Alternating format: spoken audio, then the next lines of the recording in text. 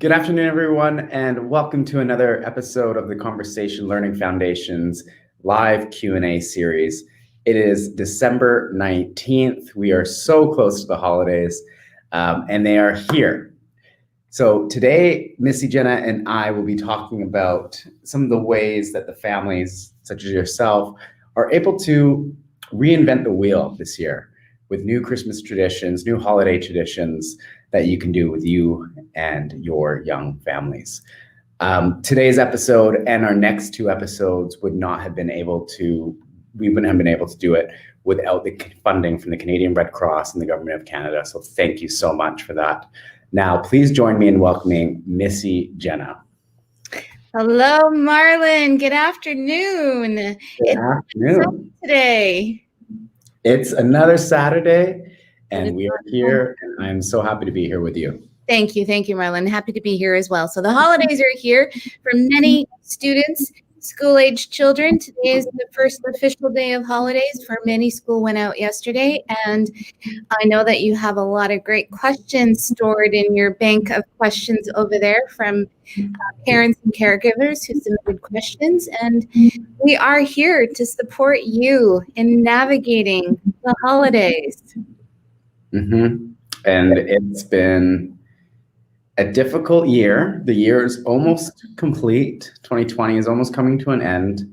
And these next couple of weeks, I think, is really the time where we can reflect and observe what's happened and really take in and be grateful that we are here and able to be with our families, if you're able to, and just celebrate the holidays. Definitely, Marlon. As the year draws to a close, the 2020 feelings and memes and sentiments, some of it may carry into 2021. And for some people, 2021 is a new, fresh start. And I strongly believe each day can be a new and fresh start. So let's get started with these questions. That sounds great. Okay, first question today. We can't go anywhere or do anything. How do I keep my preteen entertained? Preteen, so defining preteens, that's like 11, 12-ish, 11, 12, and preteens have energy and they want to do things, and it's the restrictions. You can't visit. So how do you keep your preteen entertained? You talk to them and find out. What do you miss? Get the world of what's going on for them. What do you miss? What do you wish was different? How or what can we do together, given that there are restrictions? As I always say, involve them in the dialogue, involve them in the responsibility of coming up with ideas for being entertained. What are some activities that you can do without screens, without electronics, that you would suggest that some families do to keep themselves entertained? Family Care Kit is full of those ideas. So we will be sharing a link for those families who have not yet downloaded their Care Kit. Theme 2 is about communication. Communicating with your kids is so critical. So there are a real beautiful range of activities that parents and caregivers can do with those kids. And I would say, if it's an 11, 12-year-old, they're probably a little bit too old for like a scavenger hunt, or maybe not. Maybe they come up with a scavenger hunt. Think of ways to be creative within the walls of your home. That's a great answer. The next question. I have been overwhelmed with the feeling of guilt this holiday season by not being able to do the things my son wants to do. The holidays are much less jolly for myself and my son, who's 11. This question really lands. Overwhelmed, guilty. Some days it's just tough to get out of bed and to get on with the day, and adding in the layer of trying to generate jolliness and joy and celebrating the holiday. Look, the holidays, no matter how you celebrate or whatever your traditions are, they will be impacted by what is going on right now with COVID.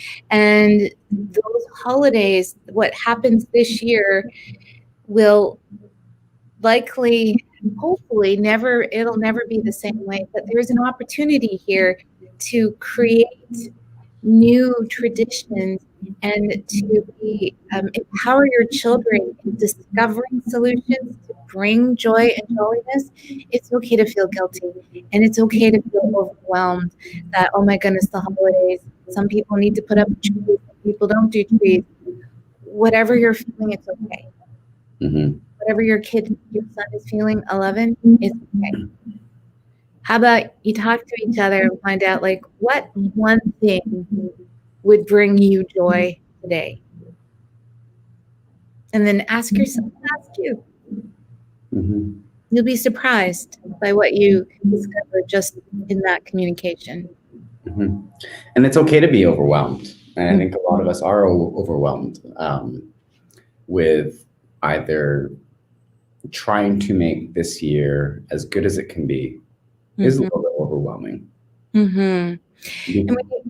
And beautiful, Marlon. Thanks for capturing the overwhelmed piece. Like when we as humans are overwhelmed, there's a couple of different ways we respond to that. We want to run away from that feeling of being overwhelmed. We want to leave that. We want to escape it. Mm-hmm. Or we don't know how to break it down. Like, how can I reduce the overwhelm? What's the first action I need to take? Sometimes thinking about the whole thing, all that you have to do, causes like a pause, like a stall. Yeah, it shuts you down. You down. You want to escape it. You want to run away. That's where procrastination kicks in. So overwhelm, that feeling of overwhelm is very real and it's very valid. And from my own experiences, and I invite you to share yours, Marlon, like for me, lists really work.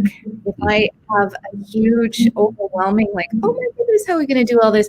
Breaking it down into a list, I put check boxes. It's so satisfying to check off those items. And then as those items get checked off, like the momentum kicks in. So overwhelm with work or holidays or joy or family is the real thing. How do you handle overwhelm, Marlon? Well, like yourself, creating list tasks. I use tasks a lot. If something's not in my calendar, I usually don't do it. So I need to have something in my calendar for me to want to do it, and then I delete it. As soon as it's done, delete. And it's out of my calendar, out of sight, out of mind, but I know it's done. But anytime I have a task that I need to be able to get done, even for work or school or something, whatever I was doing, it's always writing it down, having it there, visually seeing it, like I have to do this. And the longer you don't do it, it's still there. It's still there. Homework. Having the feeling of deleting it after and the satisfaction of actually completing it, kind of like the tick box, it's very helpful. Yeah. So this question, thank you to the person who submitted this question, because that general sense of overwhelm and guilt and holidays and lack of jolliness, I'm sure that will communicate for so many families, parents, and it's okay to feel overwhelmed, and just take a moment to get comfortable with your overwhelm. Talk to a friend or a buddy, like, what do you do when you feel overwhelmed? And then discover in that there'll be a release. You'll feel some freedom in just being able to address it. Yeah, totally. I'm a new teacher, and with 2 kids of my own, I am exhausted. What do I do about the holidays when I have no energy left?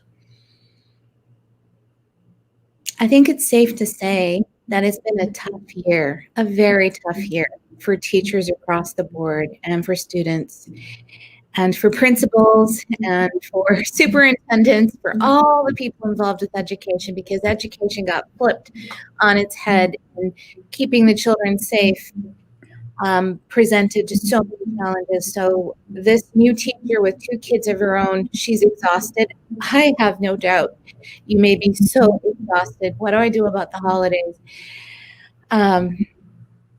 Just from one human to another, I really invite this teacher to rest. Take some time, give yourself the opportunity to just rest, decompress, and involve your kids in that dialogue. It's been a tough year. You are tired. You have every reason to be tired. And this is where your kids, sometimes like kids are marvelous, remarkable human beings. Like they can come up with ideas and they can bring a buoyancy to the heaviness. And so asking your kids, what can we do about the holidays? Talk to them, but rest. It's okay. You're exhausted. There's a lot going on. I think that your kids are aware. They see you at the end of the day. They know you're tired. Address that with them. Hey guys, I'm really tired today. Kids are amazing. I remember even like when I was a kid, one thing, my mom didn't get sick very often. I don't remember her being sick very often anyways. But when she did get sick, it was like, oh, you want to take care of her, like, that mom's not tough right now. Like mom needs some help. And I also knew that when mom was sick, that was the best time to ask her for something. She was more willing to say yes. Yeah, just take it. It's okay. Just go away for a bit. Do what you need to do. Well, the point that I'd like to highlight here is that children are aware when something happens to their parents, their caregivers, there's an awareness there. And if you can open a dialogue with that, just that lead with authenticity. I'm tired. It's been a tough year. I want to make the holiday special, but I'm kind of low on energy right now. And then figure out how you can work together to bring your energy levels back up in the family. And again, it's reiterating the fact that it's okay to be exhausted, and it's perfectly normal to be exhausted, especially for a teacher who has children to care for, look after, and educate on 5 days a week, and then coming home each night to kids. It's a lot for a parent and a teacher. Definitely. And then this teacher would have to support her own kids in doing their assignments and work and like Zoom or team meetings. So managing like a set of kids at school and then kids at home. Yeah, I feel for all the teachers who have had to do all kinds of acrobatics, creative acrobatics, academic acrobatics. It's been a tough year, and I don't think that I think it's safe to say that most teachers didn't sign up to teach this way. This wasn't what they signed up to do, but they've had to. Yeah, but I think we've all had to adapt. Many different industries have had to adapt. Educators, right across the board. So, So to this teacher, you're exhausted. Of course, you're exhausted. And you got no energy left. So take care of yourself and know that your kids are on your team. Okay. Take the next couple of weeks and just relax. Try to be stress-free, even though the holidays are not normally stress-free, but try to really hone in what you're grateful for. Yeah, what I'm thinking is like use your alarm. If you're going to use your alarm to like set a timer and do nothing for 10 minutes and like have it like a do nothing zone, 10 minutes. You're not going to move until that timer goes off. And it's tricky to sit still for 10 minutes, but if you carve that space and allow yourself to just do nothing, that's going to help you recover. Yeah, totally. Are there any new creative traditions that we can implement within our family? I've heard some great radio ads lately talking about different traditions that families, whether it's Zoom or like a huge gathering or small gathering, there's a lot of creativity out there and new traditions that you can implement with your family. It boils down to what does your family unit love to do? Like what are the things that your family really enjoys doing, and how can you bring that into the COVID reality? So new creative traditions, well, virtual visits. Any thoughts? Virtual gift exchanges. Virtual gift exchanges. What is that exactly?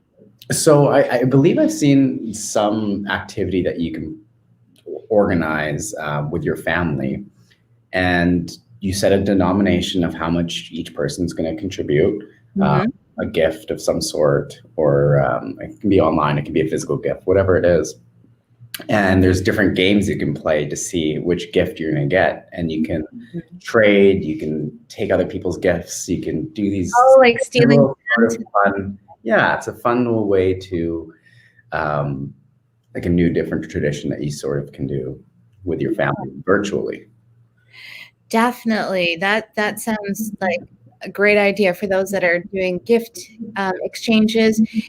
I think that there's bringing back something that is uniquely, so inherently human, the gift of storytelling, that bringing storytelling into a new tradition for your family. Like, I'm thinking of a family with young kids. It's story time every evening. If you invite, the kids want to hear stories, but you invite the kid to create the story. This is the holidays, 2020. What's going to happen? Let them develop a narrative that has aspects of the holidays, and they can use their beautiful brains and imaginations to come up with new traditions, new ideas. Taking something that is so, like, as long as humans been around, there's been some form of storytelling, and inserting that. We love to hear a good story. And the only way you become a good storyteller is by practice. I like that. I like the storytelling. Even just maybe even coming up. I remember reading these books as a kid where you choose your own adventure. Yeah. Remember that? I totally do. You could totally do something like that with your family. Yeah. And create your own family's kind of adventure, and just get creative. Yeah, and keep the cost down, so this is like, you can keep the cost down. If you have some candles, you can light some candles, you can set a scene, and you can even like take strips of paper, cut them up, and have like a bunch of nouns come together with, like, name some places, name some things, and then they can pick things out of this jar and then come up with a story. And you'll have some laughs, you'll have some fun at the very minimum, and that's what I think really matters. And I think on that point, it's thinking back to decades before our time. How were people celebrating, and what were the traditions like back then? It was a lot more simpler times. We didn't have all the different technology allows us to connect the way we are connecting right now. And taking a look at what they were doing as families back then, and how they were able to really stay connected. There weren't telephones, there weren't computers, there weren't those things, but playing games. I love that idea, Marlon, like getting the kids involved and doing some research to find out how holidays were celebrated 50, 60, 70 years ago. What were people doing, and like, how can we adopt some of what they had created and reinvent that as new traditions for the family? That's really great. And then it gets the kids involved and proactive in finding out how did people. I love that. I'm so curious. I'm gonna Google it. I'm just thinking about, like, when I was a kid growing up here in Vancouver, was really, really young. We'd have carolers come knock at the door. So people from the neighborhood, they would come knock on the door and like sing you a song. And it was like, I love this, yeah. I hasn't happened. I haven't experienced that, but I've seen it on movies and stuff. So yeah, I think that's a wonderful suggestion for families, is to become proactive. Look at what was happening before all this technology was in place. Yeah. There are a lot fewer presents under the tree this year, and my children are asking why. Truly, we have been struggling financially. How can we still provide the best Christmas for our kids? I see the visual of this. I can just so clearly see like a tree and not as many presents, and the children are asking why, and like the emotional struggle that presents for the parents who are having challenges financially, and then they want to make Christmas magical for the kids. So from Jena to this parent, I would say lead with honesty. You don't have to pretend. Your kids will be more understanding than you can even probably realize. Or like as a parent, you want to protect them. But lead with honesty. It's been a tough year. There's going to be fewer presents under the tree. What else can we put under the tree? What else can we create together? We're going to make gifts this year. Or I'm going to rewrap my favorite pot and put that under the tree, like my favorite. And let me clarify, pot, like cooking pot. and, that we can involve the kids in sourcing a solution. And it's real, the challenge. And especially, for some families don't do presents, some families don't do trees. So I often wonder what questions those kids ask. Mm-hmm. But I like your idea of making something. Mm-hmm, mm-hmm. Making something, because toys, they lose, you just get sick of them after a while. Mm-hmm. They just lose their special value even after a month. I mean, you see so many kids, and I was the same, where you have all these presents and all these toys and at Christmas, if you were lucky enough to have that, but 6 months later, were you still playing with the same toys? Mm-hmm. So doing those things, or if you received a picture from someone that someone drew, or a photo, a family portrait or something like that, that sticks with you forever. Mm-hmm. And it has a sentimental value, which makes it more precious than something with a monetary value. Marlon, I grew up in a home that was a disco home, the disco era. And every weekend there were disco parties, and like relatives would come over, and all the living room furniture would get cleared to the side, and a dance floor was made, and then we did disco all night. And there was one Christmas that I received my own record player. I was maybe 6 or 7, so a little record player, and I got the Mini Pops album. Oh, yeah. And I remember like just that awestruck feeling of like, I have my own record player, I have my Mini Pops album, and I don't know how long I listened to those records, not a very long time, and it's just the memory that is so strong in my mind now. I have no idea where that record player is, and it's what the gift allowed. The gift allowed a creation of memories, the song of music. And so for kids and toys and gifts, yeah, Marlon, exactly, like children will lose interest in the toys, but it's the memories attached to those moments that will go on and on. Yeah. It sticks with you forever. It's stuck with you since now, right? Definitely. I grew up without Christmas traditions in my household. My kids 5 and 7 have been asking about ways we can celebrate Christmas, which we have never done before. What should I do? So Christmas traditions,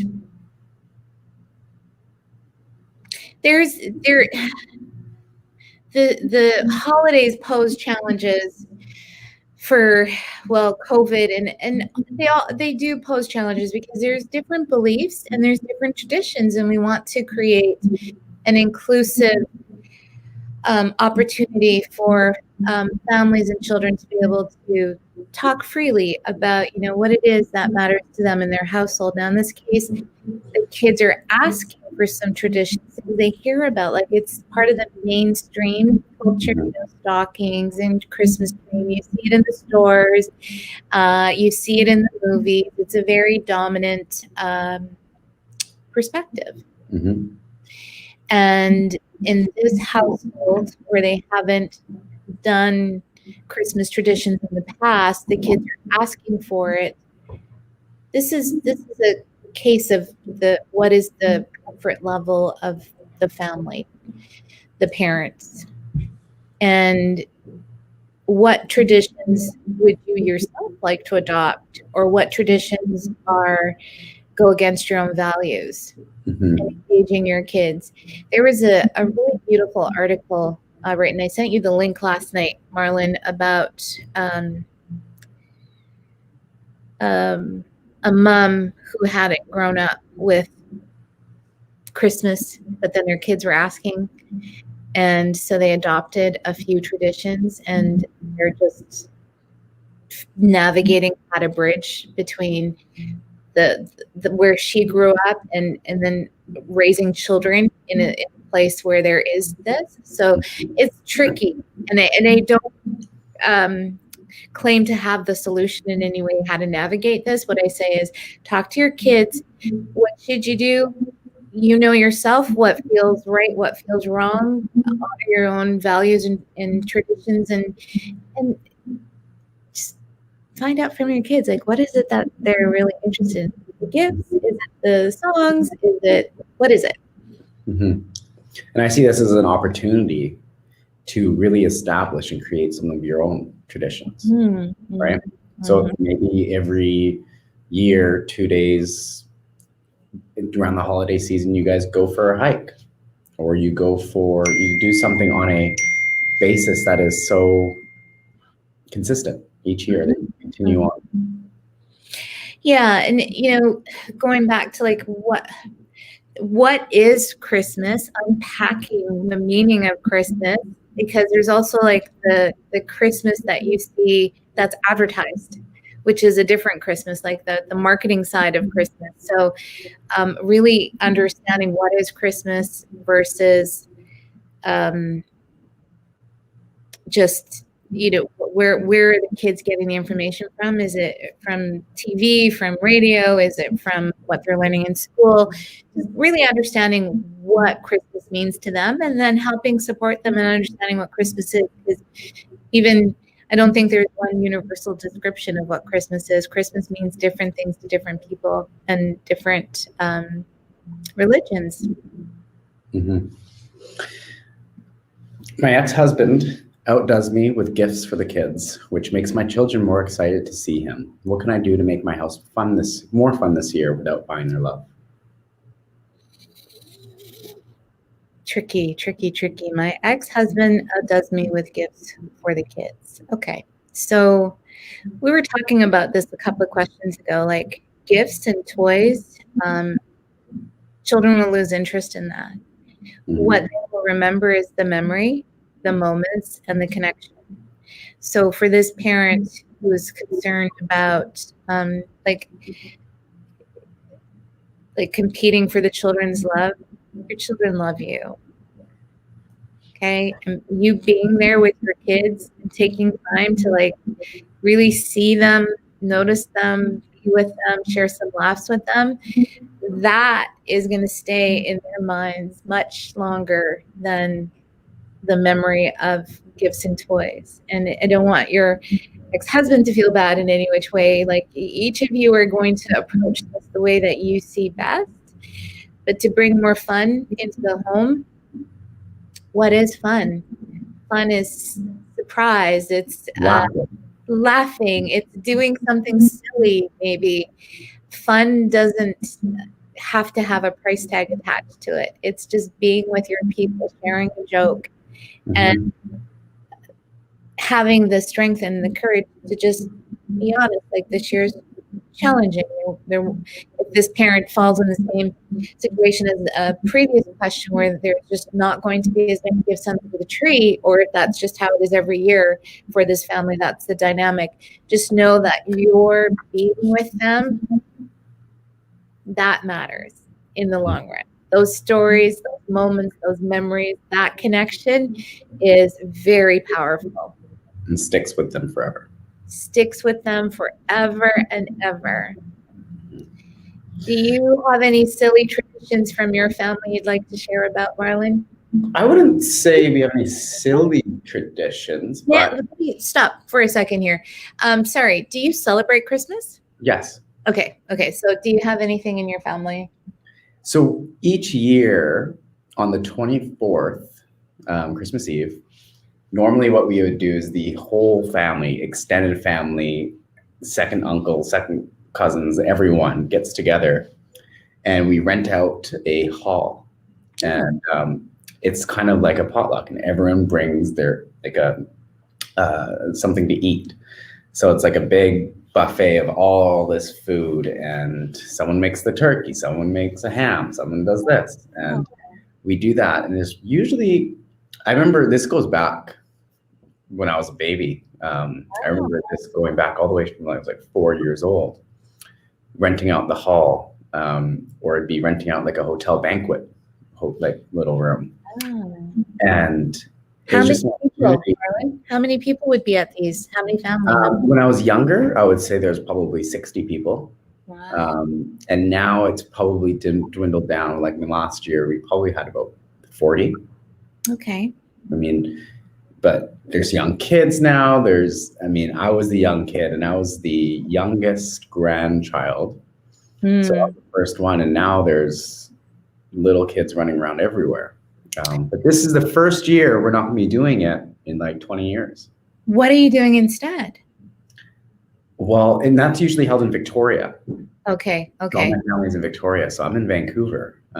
So just because of the restrictions, not traveling, not doing anything. So. Wow, you're going to have to postpone that until you're going to have to do something in the spring or summer when it's safe to bring your families together. That's an amazing tradition. Thank you for sharing that, Marlon. I'm going to be thinking of you and your family, as this year will be very different. Yeah. And if I may share, in our family, we do stockings, we do Christmas tree and presents and all those things. And my dad has this one silly tradition of, after the stockings, or like, he complains about every item in the stocking, like, floss, why am I getting floss? Toothpaste, what's the toothpaste for? Like, then there'll be chocolate and whatever else. And after the stocking's all emptied, he will always put the stocking on his foot. You know why he does it? He's done this almost every single year. He puts the stocking on his foot and he walks around the house. So over time, we started getting a bigger and bigger and bigger stocking for him. But it's a silly tradition. And one, like, I don't remember what was actually ever in the stocking, but I know at some point, once the stocking's over, it'll be on my dad's foot. And that's what he does.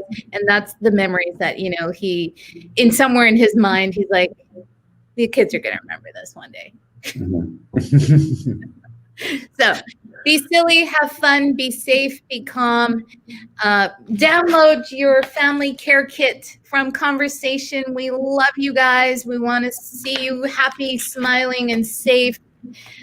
Please, a lot of beautiful work and effort and energy went into putting this together for you guys. In the new year, we will be talking to some of you families to find out how your experience with the care kit was. So keep those questions coming. Download the kit. Marlon, thank you so much for a wonderful session, and have a good holiday, okay? Thank you. And we're back in the new year. We have 2 more episodes. We'll be announcing the dates coming up, but we'll be doing it in January, early January. You'll see us back after a nice little recharge, I think. Yes. I believe the dates are January 9th and January 16th. January 9th and January 16th at 12 p.m. We'll see you guys, and send in your questions. Ask questions live. We're here to answer the questions that you have regarding everything that's going on. Use us. Thank you. Thank you, everyone. Have a great holiday season. Happy holidays. See you in 2021.